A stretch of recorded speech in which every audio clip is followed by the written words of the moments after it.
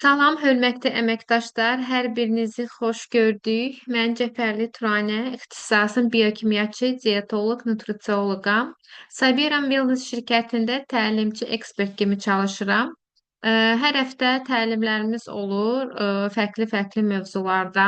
Bugünkü mövzumuz da çox maraqlı bir mövzu haqqında olacaqdır.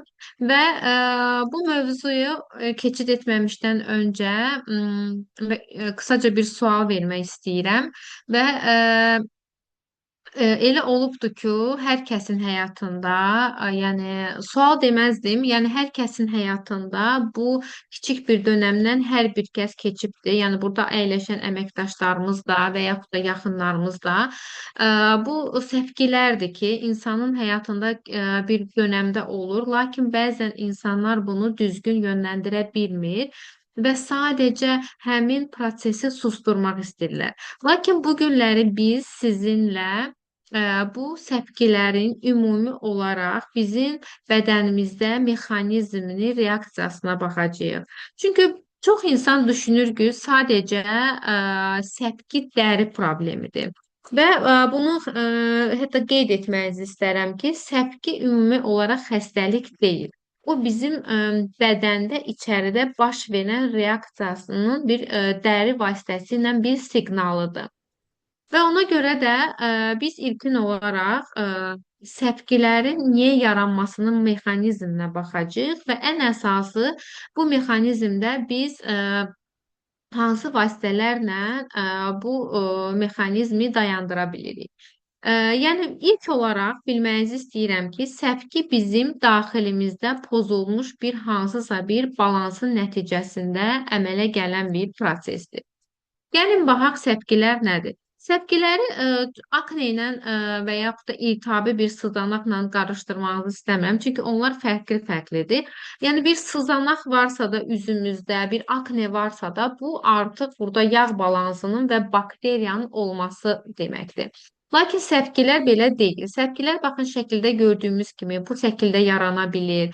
Bu ümumi olaraq dərinin immun reaksiyasının cavabıdır. Yəni dərinin immun və iltihabı bir reaksiyası baş veribdir ki, bu da simptom olaraq bizim dərimizə yansıdıbdır. Bu xəstəlik deyil. Yəni məhz bu prosesi gördük bədənimizin hansısa bir nahiyəsində və bizdə bir xəstəlik var kimi dəyərləndirməyə ehtiyac yoxdur.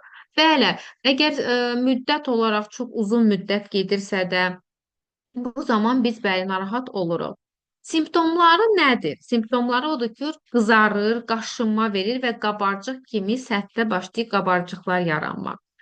Ə, və səpkilərin mexanizminə gəldikdə, yəni səpkilər ümumi olaraq bu mexanizm necə baş verir? İlk olaraq faktor, yəni ən önəmli bu prosesə təsir edən faktorlar var. Bunlar hansılardır? Bunlar soyuq, isti, hansısa bir qida və uzun müddətli bir stres. Yəni bəli, bu səpkilərin mahiyyətini biz anlamaq üçün biz ilk öncə düşünməliyik ki, bu faktorlardan hansı bizə təsir edir? Və bundan sonra bu faktor təsir edəndə bizim immun sistemimizdə həmən bir aktivlik yaranır.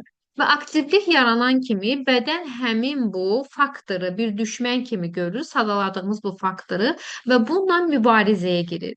Mübarizəyə girdiyi zaman nə baş verir? Dedik ki, allergiya təlimimizdə də histamin adlı bir maddə var. Bu bədəndə ifraz olunur. İfraz olunan kimi və sitokinlər də qalxır. Qalxan kimi bizim demək qan damarlarımız genişlənir. Qan damarları genişlənən kimi bədənimizdə və dəri həmin reaksiya verir. Qızarır, qaşınır və pulcuqluyur. Və bundan əlavə demək histamin necə bir maddədir? Histamin bir qırmızı boya kimi fikirləşin. Əgər yəni bədəndə artıq bu yayılırsa da boya necə məsələn suya əlavə etdikdə həmən tez bir şəkildə yayılır. Yəni histamin də bir növ ona oxşatın. Yəni bədəndə bu faktorlara bədən onu gördü, histamin artdı və artan zaman da bədəndə bu şəkildə yayılır. Və ona görə də səpkilər həmən baş verə bilir və şiddətli şəkildə arta bilir. Yəni bu saniyələr, dəqiqələr çəkə bilir və məhz bu histaminə görədir ki, qan damarları həmən başlayır genişlənməyə.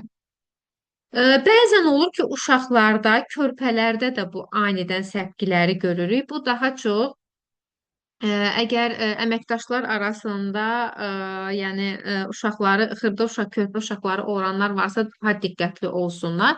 Bu bəzən olur ki, boyun ətrafında daha çox olur və buna çox soyuqqanlı yanaşırlar. Lakin bu normal bir şey deyil. Yəni biz bunu bu şəkildə qoysaq, burada dəridə başlayacaq iltihaplanma bir prosesi getməyə.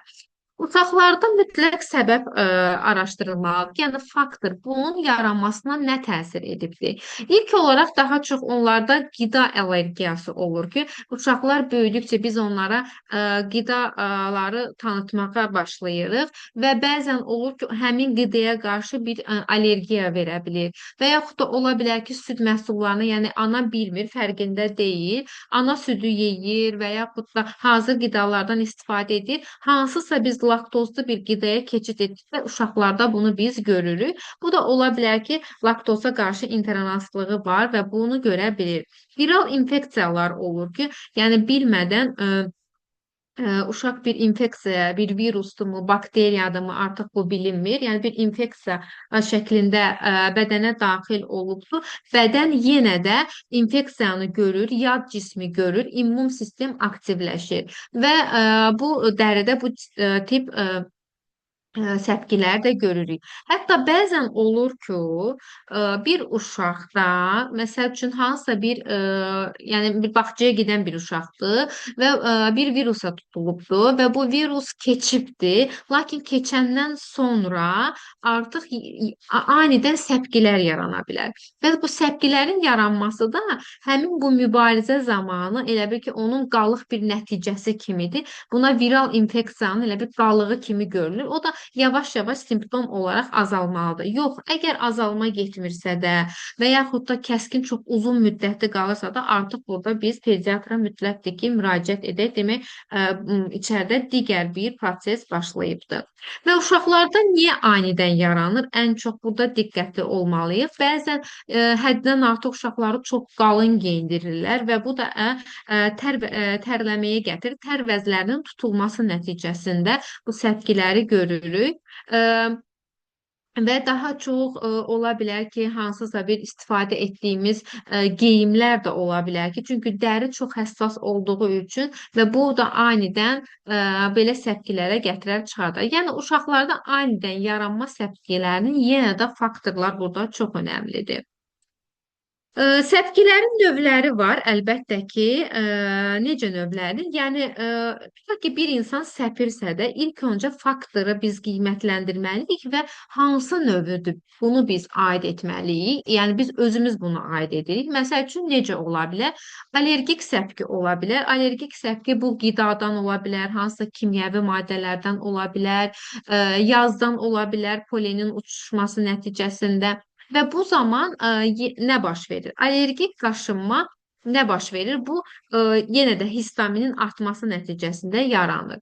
İstilik səpkisi necə olur? Bu daha çox yay aylarında təsadüf edir ki, insanlar daha çox tərləyir və boğaz nahiyələri, qasıq, qolduq nahiyələrdə xırda-xırda səpkilər görünür. Bu da tər vəzlərinin tıxanmasına görədir ki, burada tər vəzləri tıxanır və burada dəri nəfəs ala bilmədiyi üçün və dəri buna reaksiya bildirir. Bu da daha çox bu istilik nəticəsində yaranan səpkilərdir. Soyuq səpkilər də olur. Məhz soyuq səpkiləri çox az rast gəlinir. Lakin bir insanda immun hüceyrələri, immun sistem fərqli işləyirsə də, bu soyuq səpkilərinə də rast gəlmək olur. Burada da necə olur ki, bir soyuq havada yenə də histamin artır, lakin burada proses çox qəribədir mexanizm. Əgər biz isti bir mühitə keçiriksə də, bu artıq bu səpkilərin azalması müşahidə olunur.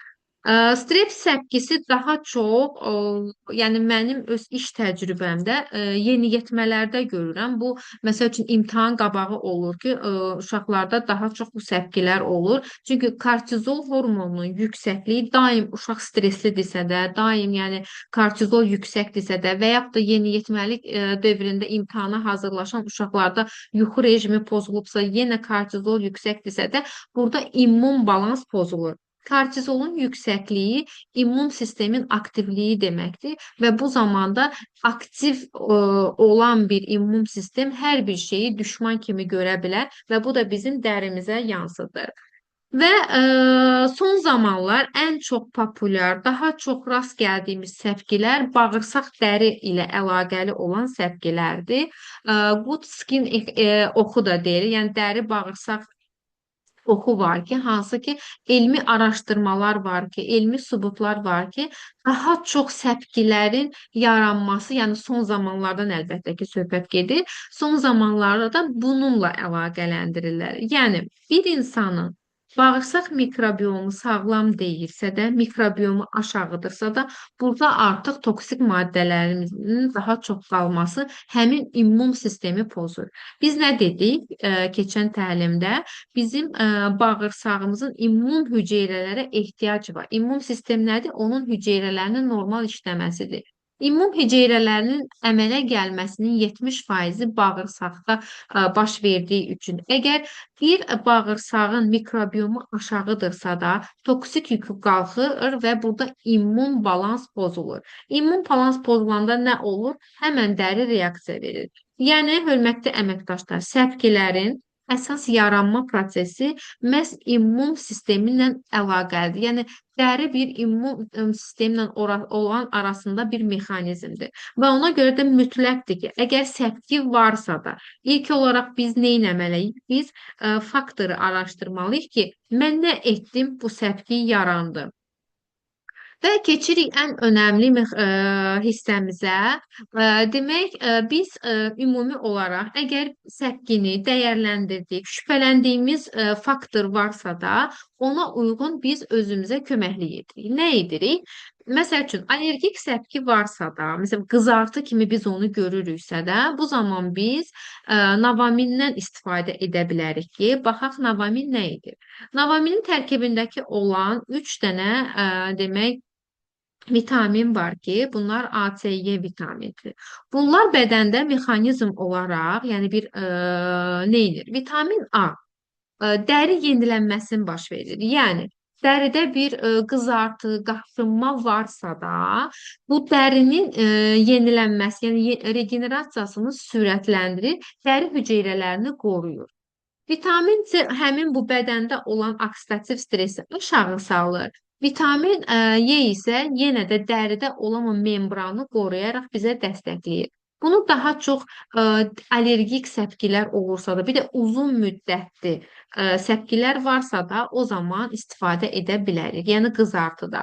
Bir də bəzən olur ki, yəni insanlar bir səpkini görən kimi həmən lokal olaraq bir şey etmək istəyirlər və yaxud da həmən təmizləmək, yəni bir duş qəbul etmək istəyirlər. Lakin burada çox diqqətli olmanızı istəyirəm. Çünki bəzən həmin qızartının ümumi olaraq gedişatına baxmaq çox önəmlidir. İlk olaraq faktor nə oldu? Bəzən olur ki, virus olur. Yəni səpkilərin yaranması məhz bu bugün danışdığım heç nə ilə əlaqəli olmur. Məhz bu virus ola bilər ki, bu da yenə də bədən yad cismi görüb o döyüş sırasında dəri ona reaksiya veribdir. Yəni burada da diqqətli olmalıyıq ki, hansı ki bu qrip virusu da ola bilər, adi bir tanıdığımız su çiçəyidir və yaxud da qızılcadır. Bunlar virusdular. Yəni bakteriya da ola bilər, virus da ola bilər. Bakteriya ilə virusu qarışdırmaq ehtiyac yoxdur. Yəni fərqli bir şeydir. Lakin ikisi də infeksiyadır. Demək, uzun müddətli səpkilərin qalmasının bədəndə əsas faktorları da bədəndə xroniki iltihabın çox olmasıdır. Xroniki iltihab çoxdursa da, burada mütləqdir ki, biz iltihabı mediatorları aşağı salaq, yəni sitokinləri. Yəni bu da Stres faktorundan əlaqəli ola bilər. Bədən çox immun sistem daim mübarizədə olduğu üçün statinlər çox yüksək ola bilər. Bu zaman bizim istifadə edəcəyimiz omega 3'dür ki, bu uzun müddətli qızarmış səpkiləri aradan qaldırmaq üçün. Sinir sistemi ilə bağlı biz dedik stres səpkiləri də olur ki, daha çox yeniyetmələrdə görürük, yaşlı insanlarda müşahidə etmək olur və burada da bizim ən önəmli köməyimizə çatan maqnezium olacaq. Hal-hazırda şəklini yerləşdirməməkdə səbəbim, yəni şirkətdə hal-hazırda yoxdur, lakin yoxdur o demək deyil ki, ümumi olmayacaq. Yaxın bir müddətdə inşallah gələcəkdir. Lakin bunu bilməyiniz də çox önəmlidir ki, əgər yəni diqqətli olmalıyıq, yəni nəzarətdə saxlamalıyıq ki, əgər bir insanın bir həyat dönəmində bir güclü stres yaşayıbsa da və o stresdən sonra həmən bir səpki baş verirsə də biz ona kömək olaraq kortizol hormonunu aşağı salmaq üçün maqnezium tövsiyə edirik ki, kortizol hormonu aşağı düşsün. Burada stres hormonu aşağı düşdükcə immun reaksiyanın da cavabı əlbəttə ki, fərqli olacaqdır. Və biz dedik ki, səpkilərin ən çox, daha çox yayılmış, yəni son zamanlarda gördüyümüz əsas faktoru bağırsaq. Yəni bəzən olur ki, bağırsaqda yetərincə bakteriyalar qidalana bilmir. Yəni dedik bakteriyalar var, lakin bu sağlam bakteriyaların yaşaması üçün də qida lazımdır. Və bir insan bilmir ki, məsəl üçün probiotik içibdir, elə başa düşür ki, sağlam mikrobiomu var, probiotik qəbul etmişik, lazımlı bakteriyalar var. Lakin bu lazımlı bakteriyaların burada qidalanması lazımdır, çoxalması lazımdır. Biz burada tövsiyə edirik ki, həmin sağlıqlı bakteriyalar çox olmalıdır ki, burada immun balans yaransın. Məsəl üçün, hər bir şey edirik. Lakin bu uzun müddətli səpkilər varsa da artıq biz burada nədən şübhələnirik? Sağlıqlı, məsələn, probiotik də içirik, omega da içirik, qidamıza da fikir veririk, lakin bu səpkilər getmir. Və bu zaman bir sual qalır ki, demək lazım olan bakteriyaların burada qidası azdır. Yəni prebiotiklər azdır. Probiotiklər, prebiotik lazımdır. Və bu zaman allergik səpki varsa, çox uzun müddətli səpki varsa da əlbəttə ki, biz burada fitosorbent olan piki, yəni tərkibində inulin olan bu piki tövsiyə edirik ki, bu zaman biz bunu istifadə edirik. Hətta mən hər zaman tövsiyə edirəm ki, əgər probiotik qəbul ediriksə də, məsəl üçün 1-2-3 gün probiotik qəbul etdikdən sonra, 3-4 gündən sonra həmən piki də onun yanına əlavə etdikdə, həmin probiotikin daha da lazımı vəziyyətə gətirməsinə yol açırıq.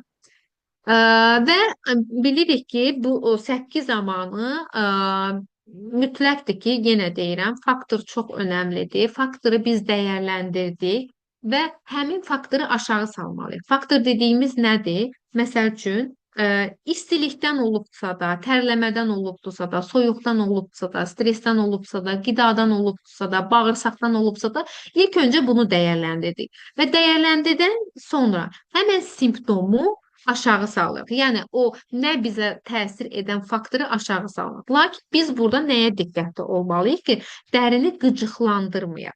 Və əgər biz səpkilər daha çox lokal olaraq bizim bədənimizə yansıdığımız üçün mütləqdir ki, burada biz duş qəbul etməliyik və bu duş qəbul edərkən burada duş geli çox önəmlidir ki, hansı tərkib olmalıdır ki, bu prosesi şiddətləndirməsin. Çünki dəri orqandır.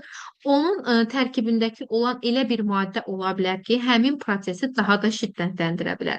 Və bu zaman biz demək ağayarpaqlı tərkibi demək bu duş gelini tövsiyə edirik ki, çünki tərkibinə gəlin baxaq. Tərkibində aloe vera var. Yəni dəri həmən burada bir reaksiya nəticəsində bir qızartı, allergik bir reaksiya veribsə də, həmən aloe vera həmin prosesi sakitləşdirir.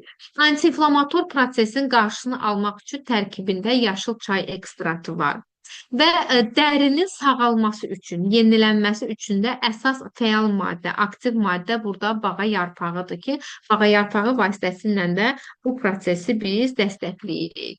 İnulin var. Biz dedik ki, bağırsaq üçün önəmlidir və dərimiz üçün də, dəri mikrobiomu üçün də çox önəmli, lazım olan bir maddədir inulin və bu inulin vasitəsilə də bizim həmin bu dərimizdə olan mikrobiomumuz əlbəttə ki, qidalanaraq, yəni sağlam dəri mikrobiomuna nail ola bilir. Ümumi götürdükdə bunun tərkibində olan maddələr hamısı dərini təmizləyir, lakin təmizləməklə yanaşı burada iltihabi bir proses varsa da onu da aşağı salır və ən əsası qurutmur. Qurutmamağın səbəbi də tərkibində inulinin, aloe veranın olmasıdır. Çox gördük, quru dəri varsa da, qıcıqlanmış dəri varsa da, allergik səpgilər varsa da, əlbəttə ki, bunu istifadə edirik. Lakin bunu istəmirəm, yenə deyirəm, səpgiləri daha irinli, akneli, sızanaqlı dərilərlə səhv salmağımızı istəmirəm, çünki fərqli-fərqli bir mexanizmdir. Yenə deyirəm, gec qoşulanlar üçün sızanaq varsa da, iltihab varsa da, qara nöqtələr, bunlar artıq yağın, bakteriyanın fonunda birləşərək yaranmış bir mexanizmdir. Səpki tamam fərqli bir mexanizmdir. Bu günləri təlimimizin əsas mahiyyəti ondan ibarət oldu ki, əgər bizim dərimizdə səpkilər varsa da, ilkin olaraq biz onu anlamalıyıq və anlayandan sonra biz dərimizi mütləqdir ki, qoruma mexanizminə keçirməliyik. İmmun sistemə düşən yükü azaltmalıyıq. Məsəl üçün, lokal olaraq azaltmalıyıq, həm də daxili olaraq azaltmalıyıq. Yəni bilməliyik ki, bizim immun sistemimizə təsir edən, onu yükləyən hansı faktordur? Demək, ən əsası burada nəyə fokuslanmanızı istəyirəm? Gördünüz ki, qaşınma çoxdursa da, demək qaşınma prosesi varsa da, demək bu immun reaksiyadır. Yox, əgər dəri səpir, lakin burada bir ağrı müşahidə edirsə də, demək burada hansısa bir iltihabı bir proses gedir və ona görə də biz səbəb araşdırarkən mütləqdir ki, bu prosesləri də düzgün dəyərləndirək. Təlimimizin yekununda bunu demək istəyirəm ki, hörmətli əməkdaşlar, mütləqdir ki, səpkiləri dəyərləndirdikdə hər bir faktoru biz nəzərə yetirək və biz nə etdik sualının mütləqdir ki, cavabını tapaq. Ondan sonra biz həmin prosesdə hansı qida əlavələrindən, hansı lokal məhsullardan istifadə etməyimizdir.